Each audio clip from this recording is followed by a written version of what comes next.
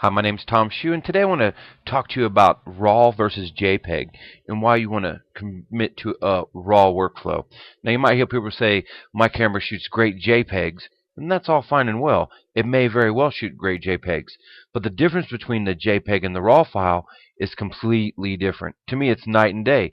With the JPEG, it throws away most of the information because what it does, your camera takes that RAW file and it processes it, just like you would in Photoshop or Lightroom, and then it throws all the rest of that data away, and you end up with your picture. Okay, so that's your JPEG. Now, the RAW file still has all of the data still in the file and allows you to process it any which way you want, and you can save it as a JPEG or a TIFF or however you like. Okay, so for example, we've got two files here. This one here you can see is a JPEG, and then when I come over here, it's the same exact image, except this is the RAW file. They were captured the same exact time, and the camera processed a RAW. Now, I always try to expose to the right, and the reason why I do that is if you look in the histogram, you can see that the whites have not been clipped. That means there's nothing solid white in my scene, because if there had be, it would be all the way to the top. Now, there is a warning saying that it's going to be solid white. If it was to go all the way to the top from down here, it would clip. So let's look at what happens when you process one. So say if we grab our histogram and we drag it to the left and we grab our blacks. Let's just come over here and pull our blacks in. And you come over here and you pull in your exposure some. Let's drag that over. Let's get this more into the center of the frame.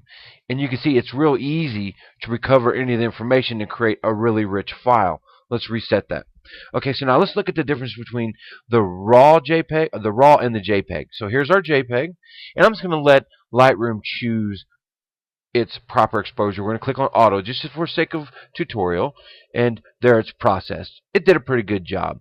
It gave it some blacks, and it moved the exposure down because it was a little bright, and you can see that it did a pretty nice job of the file. Now let's look at what happens when we do the RAW. Same exact exposure. Remember, it's taken the same exact time, except the JPEG was processed by the camera. Let's click auto here. Look at the difference between the two files. One is way more rich. Look at the histogram. All of the colors, all the information is still left in the file. Now let's look at the JPEG again. The blues are flat. The color information is not the same. Even if I tried to match the histograms and bring this over a little bit and darken everything, it's completely a different looking image. Let me move this over to the right a little bit to try to match them up. The blues are aqua. It just doesn't render the file the same. It's a lot more crisp, and the colors are more rich from the RAW conversion. Consider always shooting RAW, especially if you're shooting with the Fuji system. Thank you all for taking time to visit my blog today, and until next time, we'll see you soon.